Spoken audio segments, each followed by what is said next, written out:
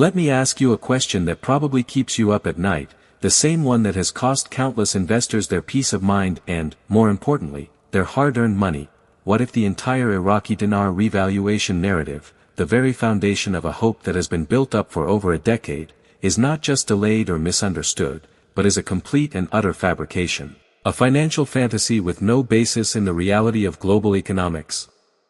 I reached a point where the constant cycle of tomorrow, and next week, and trust the plan, became unbearable, so I decided to cut out the middlemen, the self-proclaimed gurus with their cryptic messages and their paid subscription services, and I went on a personal mission to get answers from the only entities that would have definitive, concrete knowledge if such a world-altering event were truly imminent: the major commercial banks of the United States. My goal was simple but profound: would contact the foreign currency desks of institutions like J.P. Morgan Chase, Bank of America, Wells Fargo, and Citibank, and I would ask them direct, unambiguous questions about the Iraqi dinar, both as a currency they currently handle and about the potential for a revaluation. The answers I received did not just surprise me, they sent a seismic shock through my entire understanding of this investment, systematically dismantling every core pillar of the RV promise with a calm, institutional authority that was more terrifying than any critic's rant could ever be. The first and most immediate shock came not from a question about the future, but about the present, about the very paper you might be holding in your possession right now. When I asked each bank, one by one, if they, as a financial institution, buy or sell Iraqi dinar, the answer was a resounding, universal, and unequivocal no. Not a single one of these global banking giants, the very pillars of the Western financial system, would accept my dinar, not even at its current, non-revalued rate. Think about the staggering implication of that for a moment. If this currency was genuinely on the verge of a historic, unprecedented appreciation, why would these profit-driven corporations, with their armies of analysts and risk assessors, have absolutely zero infrastructure in place to deal with it? The representative from Wells Fargo explained, with a tone of slight confusion as to why I would even ask, that they only deal in major, stable, and freely convertible currencies, a list that includes the euro, the British pound, the Japanese yen, and a handful of others, but pointedly excludes the Iraqi dinar due to its volatility and the lack of a truly open, transparent forex market. This isn't a matter of opinion, it is a matter of corporate policy, a clear and public declaration that this asset is not considered a viable or legitimate vehicle for retail currency exchange. This fundamental rejection at the most basic level of banking, the inability to even convert the currency back into dollars at a bank, should be the first, loudest, and most urgent red flag for anyone involved in this space. It reveals a brutal truth that the guru community desperately tries to explain away with talk of special redemption centers and authorized exchange platforms. The mainstream, regulated financial world wants nothing to do with the Iraqi dinar in its current form. The very system that is supposed to facilitate this great wealth transfer has already voted with its policies, and the vote is a unanimous and devastating rejection.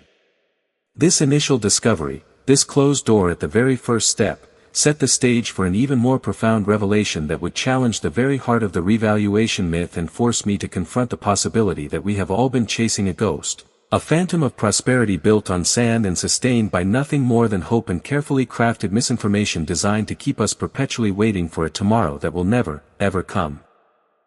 Bolstered by this initial but disturbing discovery about the dinar's complete lack of liquidity in the mainstream banking system, I decided to push further, to ask the question that sits at the very core of this entire community's belief system, the one that fuels every new video, every cryptic post, and every glimmer of hope: the revaluation itself. My approach was deliberate. I posed the question not as a believer quoting some online guru, but as a confused individual who had heard wild rumors and was seeking clarity from a trusted financial authority. I asked the representatives at Chase, Bank of America, and Citi a variation of the same, direct question: I've been hearing extensive rumors online about a potential, imminent revaluation of the Iraqi dinar, a sudden and massive increase in its value against the dollar. Is this something your bank is preparing for? Are there any internal memos, procedures, or training programs in place for such a historic currency event? The silence on the other end of the line, in a few cases, was more telling than any words could be. It was the sound of genuine bafflement, as if I had asked if they were preparing for an invasion of aliens. The verbal responses, once they came, were a symphony of polite but firm dismissal that painted a picture of a reality completely divorced from the one portrayed in the online echo chambers. A senior desk agent at Citibank, after placing me on a lengthy hold to supposedly consult with a department head, returned to the line with an answer that felt almost rehearsed in its clarity, stating, "Sir, we have no alerts, no bulletins, and no internal communications regarding any planned revaluation of the Iraqi dinar. Our systems reflect its current market value, and there is no pending action or procedure for a change of that nature." This wasn't just one person's ignorance, this was a systemic void of information within a global financial institution. The representative from Bank of America was even more pointed, adding a layer of context that struck me to my core, explaining that currencies do not simply revalue overnight in the manner described by the gurus outside of a complete and total economic collapse and restructuring of a nation, which is not the case with Iraq. He went on to explain, in a tone that was almost educational, that sustainable currency appreciation is a slow, grinding process built on decades of economic fundamentals, a growing GDP, political stability, diversification away from a single resource like oil, robust foreign investment, and the development of a strong industrial and manufacturing base.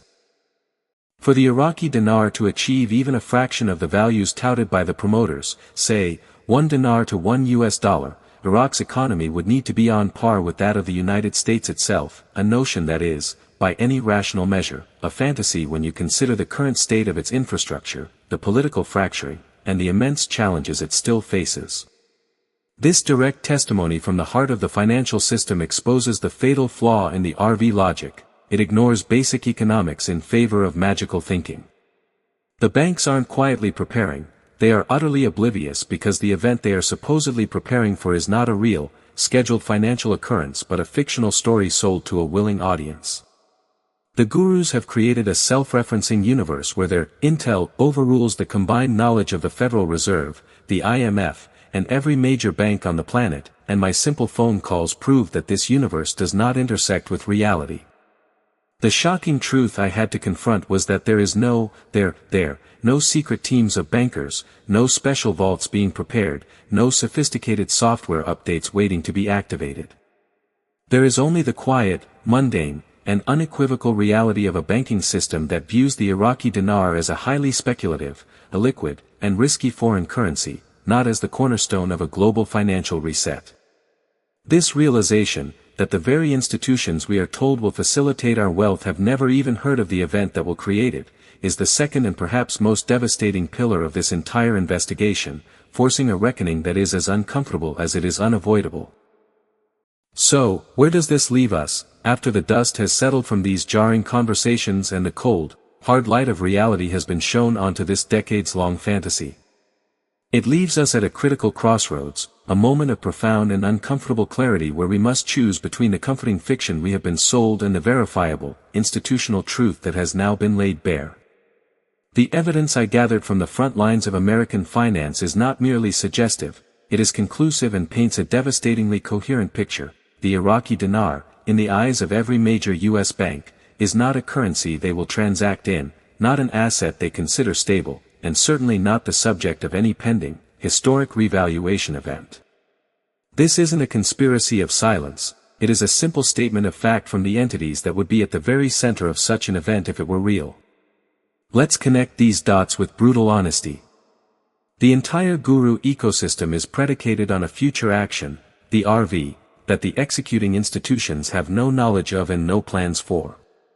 They have created a parallel financial universe with its own rules, its own vocabulary, and its own self-appointed experts, all while dismissing the actual, regulated financial world as asleep, corrupt, or not in the know. My investigation proves the exact opposite. It is the guru community that is operating in a state of willful ignorance, ignoring the most basic due diligence imaginable, asking a direct question to a primary source. The real, functioning economy, the one that facilitates trillions of dollars in global trade every day, has rendered its verdict on the Iraqi dinar, and that verdict is that it is a fringe, exotic, and highly speculative instrument with no place in the portfolio of a rational investor. The promises of wealth are not just exaggerated, they are structurally impossible based on the economic fundamentals we all understand.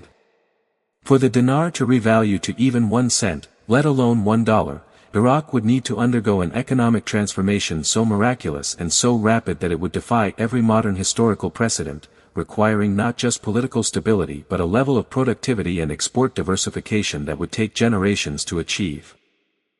The gurus prey on the fact that most people are not economists, so they can spin tales of asset-backed currencies and global currency resets that sound sophisticated but are, in reality, economic nonsense designed to confuse and entice. The only consistent, verifiable profit being made in this entire ecosystem is from the dealers who sell you the dinar at a significant markup and from the gurus themselves who monetize your hope through YouTube ad revenue, paid membership sites, and expensive intel packages. They are not investors, they are master marketers who have turned your longing for financial freedom into their own sustainable business model, a business that depends entirely on the RV never actually happening, because the moment the dream dies, so does their revenue stream. This is the ultimate, shocking conclusion: you are not waiting for a financial event, you are a captive audience in a perpetual, profitable drama where the promise is the product. The call to action I have for you now is the most important one you will ever hear regarding this investment. I am not asking you to believe me blindly. In fact, I am demanding that you do not. I am challenging you, right here and right now, to become your own investigator. I want you to experience the same shocking clarity that I did, directly from the source. Tomorrow, pick up your phone. Call the official toll-free number for JP Morgan Chase or Bank of America. Ask to be connected to their foreign currency exchange desk. Then, with your own voice, ask them the 2 questions that hold the key to your financial future: do you buy or sell Iraqi dinar, and, are there any procedures or internal alerts for a pending revaluation of the Iraqi dinar? Listen to the answers. Let the finality in their voices, the lack of ambiguity, sink in. That single, 5-minute phone call, that act of personal verification, contains more truth than 1,000 hours of guru videos. It will liberate you from the cycle of anxiety and false hope. If you make that call and find out I am wrong, please, come back here and present your evidence. But if you discover, as I did, that the banks have unanimously and definitively closed the door on this fantasy, then it is time to stop waiting and start living. Take that energy, that hope, and that capital, and redirect it towards investments that are transparent, regulated, and built on the foundation of economic reality, not on fairy tales. The truth has the power to set you free, but only if you have the courage to seek it out for yourself. Make the call. Your future self will thank you for it.